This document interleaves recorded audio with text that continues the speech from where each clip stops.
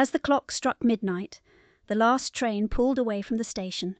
Sarah watched from the platform, her heart racing, knowing this was her final chance to escape the shadows of her past. With every chug of the locomotive, memories flooded her mind, moments of joy tangled in sorrow. She took a deep breath, stepping forward, ready to leave everything behind and start anew. But just as she reached for the door, a figure emerged from the darkness, calling her name. The voice was unmistakable. "Sarah!" She froze, her hand hovering inches from the cold metal handle. Slowly she turned. At the far end of the platform, half hidden by the flickering overhead light, stood Daniel.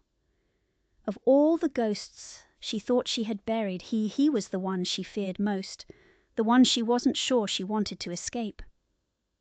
"You can't leave like this," he said, his voice steady but carrying something fragile beneath it. The train hissed, impatient. Doors began to slide shut, one by one. "I already have," Sarah replied, though her voice trembled. "I should have done it a long time ago."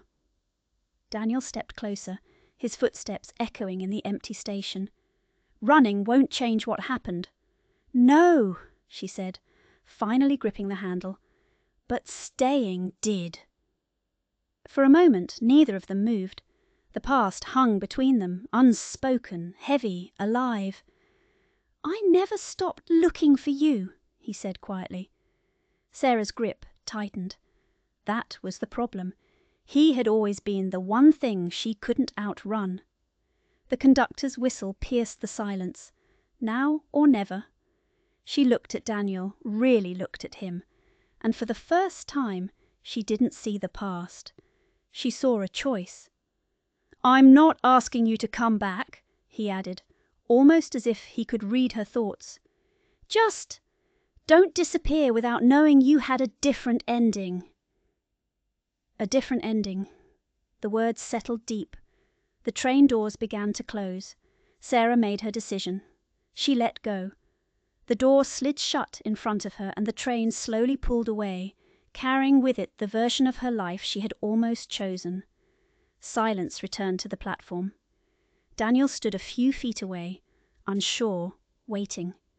Sarah exhaled, the weight in her chest shifting. Not gone, but no longer crushing. "I don't know what happens next," she admitted. Daniel nodded. "Yeah," he said softly. "Me neither." For the first time in a long while, that uncertainty didn't feel like fear. It felt like freedom. And together, under the dim station lights, they stepped forward, not into the past, but into whatever came after.